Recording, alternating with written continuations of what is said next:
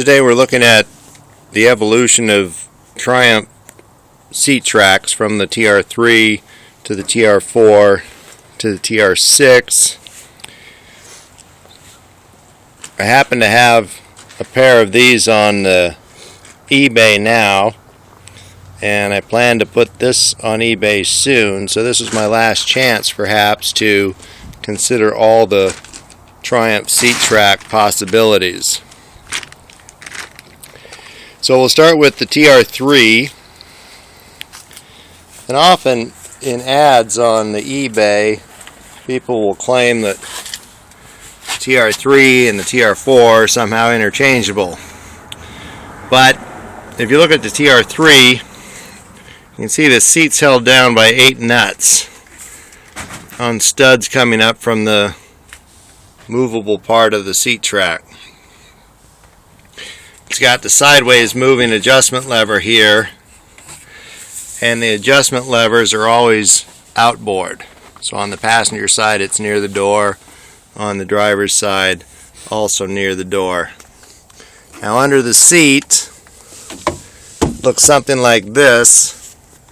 There's the movable track with the 4 studs coming up. That's where the noise is coming from. And the track bolts down to the floor in at least 2 places. These are 14 3/4 inches from this hole to this hole. And my recollection is it's held down with a flathead slotted screw. We'll take a quick look next at the seat cushions, sometimes said to be the same. Here's the TR4 seat cushion, here's the TR3 seat cushion. I say the TR3 is a lot bigger through here at the front edge of the cushion. Also, the TR3 is flat. TR4 has this 3-dimensional shape. I failed to point out the TR3 seat had hooks to grab onto this and hold it from coming up. TR4 lacks that, and the seat cushions easily lift out. Now taking a look at the early TR4,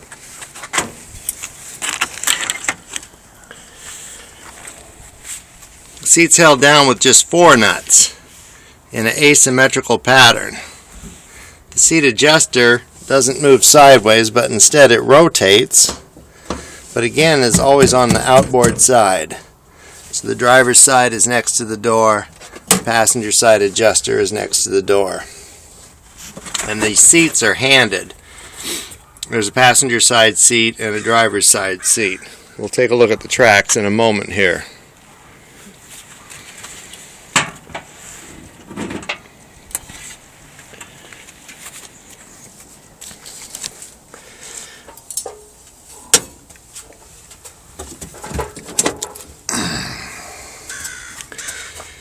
So in this case, the fixed part of the seat track is held to the floor with screws that are 15 inches apart on each side.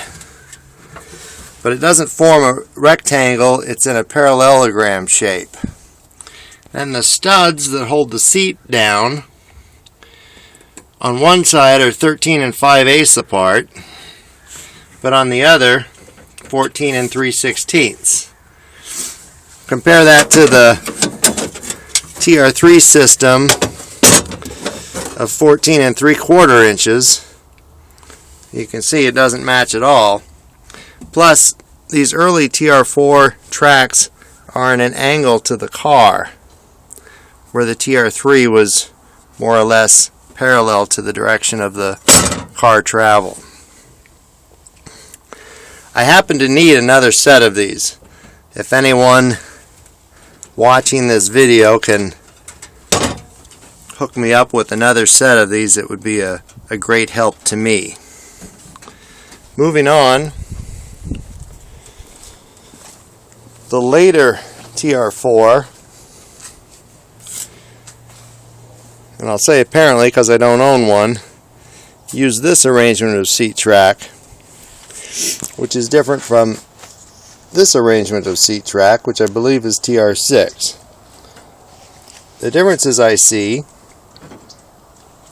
the sliding part on this one is shorter, where on this one the sliding part is longer, and the sliding part also has this removable piece which is held with a nut and washer. This detail of the square hole and these two little slots does not exist here. This one has rollers inside to make it easier to slide forward and back. This one has no rollers inside. However, in this case, the mounting provisions do appear to be the same. There's holes that are 14¼ inch apart, and then these extra holes 1 inch apart. So 14¼ from here to the first hole, another inch to the second hole, and that's shared by both these two seats. And this lever arrangement is always the same. This appears to be a universal seat arrangement in that it fits on either side of the car, in my understanding. And the seat attaches to these only at the front and pivots up this way for access to the space behind the seats. So again, I've got a pair of these on eBay now. Hopefully they'll be gone soon. I just have the one of these, and I plan to put it on eBay soon in case somebody wants it. And I need a set like we saw, the early TR4. I need another set like that if anyone can help me out. So as always, thanks, and be sure to watch my other videos.